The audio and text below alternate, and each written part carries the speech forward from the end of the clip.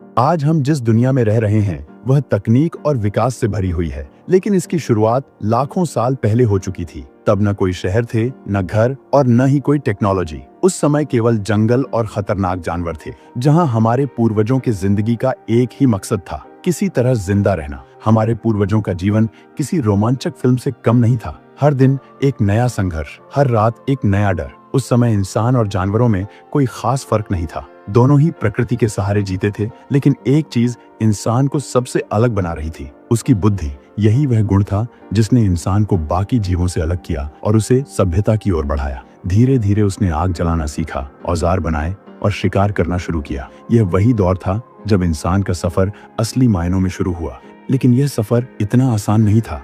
आधुनिक दुनिया तक पहुंचने के लिए हमारे पूर्वजों ने हर कदम पर नई चुनौतियों का सामना किया। वे गुफाओं में रहते थे, पेड़ों के फल खाते थे और जंगली जानवरों से अपनी जान बचाने के लिए दिन रात भागते रहते थे। आदि मानव का सबसे बड़ा संघर्ष था भोजन।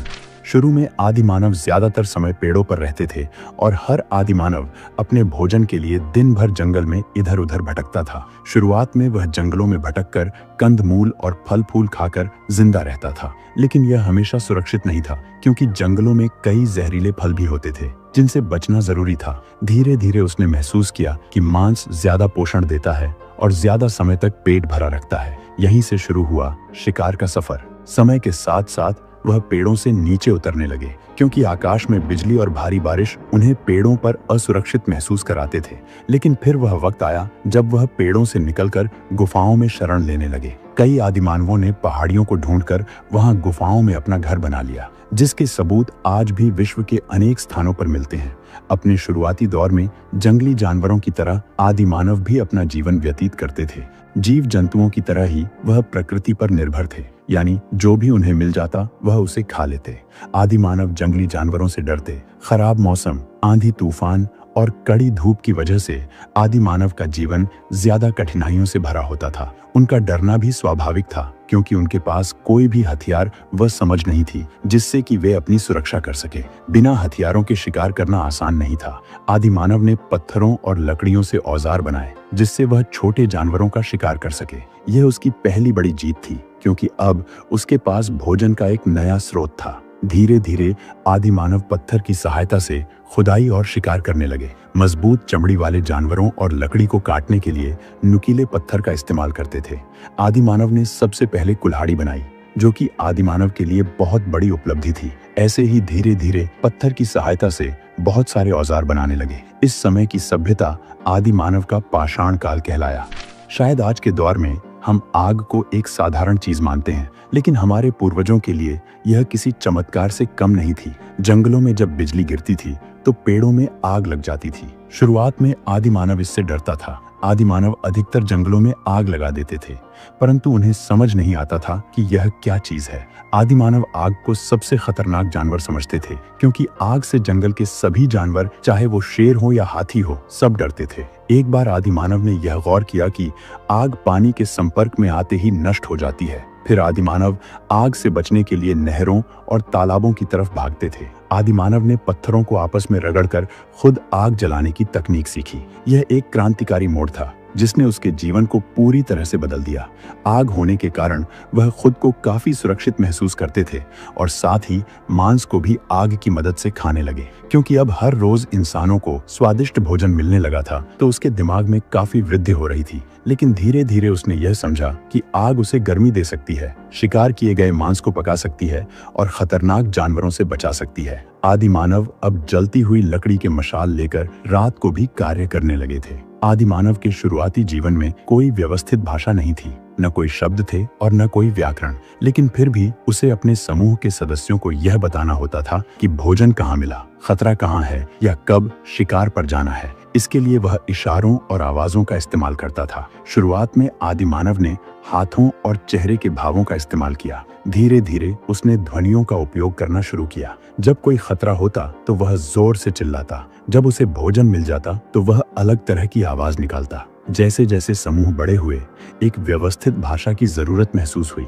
धीरे धीरे उसने कुछ ध्वनियों और संकेतों को जोड़कर संवाद करने का तरीका विकसित किया। यहीं से भाषा का जन्म हुआ, जिसने पूरी मानव सभ्यता को आगे बढ़ाने में मदद की। लगभग 20 लाख वर्ष पहले कुछ आदि मानव अपनी मातृभूमि को छोड़कर उत्तरी अफ्रीका, यूरोप और एशिया की ओर बढ़ने लगे। चूंकि उत्तरी यूरोप के बर्फीले जंगलों और इंडोनेशिया के गर्म घने वनों में जीवित रहने के लिए अलग अलग अनुकूलन की आवश्यकता थी, इसलिए मानव आबादी ने भौगोलिक परिस्थितियों के अनुसार खुद को ढालना शुरू कर दिया। इसी क्रम में मानव की विभिन्न प्रजातियां विकसित हुईं और प्रत्येक को वैज्ञानिकों ने लैटिन नाम दिया। जैसे जैसे समय बीतता गया, मानव सभ्यता और संस्कृति में एक क्रांतिकारी परिवर्तन आया, जिसने भविष्य में उनकी जीवन शैली को पूरी तरह बदल दिया। शुरुआती दौर में सभी आदिमानव अकेले रहते थे, लेकिन फिर धीरे धीरे वे परिवारों के साथ झुंड में रहने लगे। समूह में रहने से उन्हें सुरक्षा और भोजन जुटाने में मदद मिलती थी। वे पेड़ों और गुफाओं में शरण लेते थे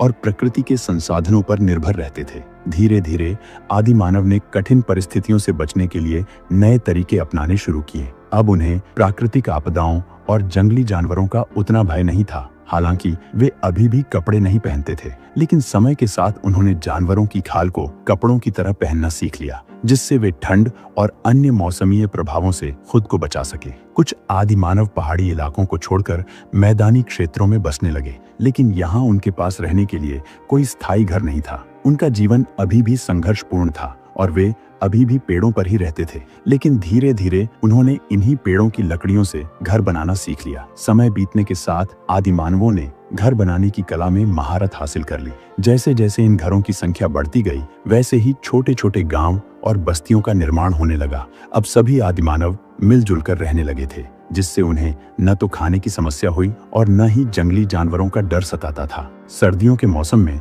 वे अपने घरों में आग जलाकर सुकून से रहने लगे। कई आदि मानव नदियों के किनारे जाकर बस गए, जिससे उन्हें पानी की उपलब्धता में आसानी हुई। आदि मानव की सबसे बड़ी ताकत थी आग और लकड़ी से बने हथियार। आग ने न सिर्फ उन्हें ठंड से बचाया, बल्कि भोजन पकाने और जंगली जानवरों से सुरक्षा में भी मदद की। लकड़ी और पत्थर से बने हथियारों ने उन्हें शिकार करने और अपने बचाव में सहायता की। अब उनके पास पीने के लिए पानी, खाने के लिए भोजन, रहने के लिए घर और शिकार के लिए हथियार थे। इन सुविधाओं ने उनके जीवन को पहले की तुलना में काफी सरल और सुरक्षित बना दिया। अब तक आदि मानव ने शिकार करना, आग जलाना, घर बनाना और संवाद करना सीख लिया था, लेकिन असली विकास तब हुआ जब उसने कृषि शुरू की। पहले वह भोजन के लिए पूरी तरह से प्रकृति पर निर्भर था, लेकिन फिर उसने देखा कि बीज जब मिट्टी में गिरते हैं तो उनसे नए पौधे उगते हैं। यह एक नई खोज थी जिसने उसे स्थायी जीवन शैली अपनाने में मदद की। अब उसे हर दिन भोजन की तलाश में भटकने की जरूरत नहीं थी।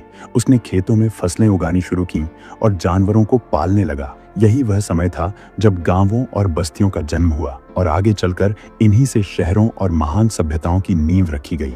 आदि मानव से लेकर आधुनिक इंसान बनने तक का यह सफर लाखों सालों में पूरा हुआ। संघर्ष से शुरू हुई यह कहानी आज विज्ञान और तकनीक के इस दौर तक पहुंच चुकी है। लेकिन अगर हमारे पूर्वजों ने यह सब न सीखा होता तो शायद आज हम यहाँ नहीं होते। तो अगली बार जब आप किसी सुविधा का इस्तेमाल करें तो यह जरूर याद रखें कि इसे हासिल करने के लिए हमारे पूर्वजों ने कितनी मेहनत और संघर्ष किया होगा। लेकिन क्या आपने कभी ये सोचा है कि हमारे पूर्वजों ने मांसाहारी भोजन को छोड़कर शाकाहारी भोजन की शुरुआत क्यों और कैसे की? अगर आप भी ये जानना चाहते हैं तो इस वीडियो को एक लाइक और चैनल को सब्सक्राइब करके आपके सामने आई इस वीडियो पर क्लिक कर दीजिए। मैं आपसे फिर मिलूंगा ऐसी ही किसी इंटरेस्टिंग वीडियो के साथ। तब तक के लिए धन्यवाद।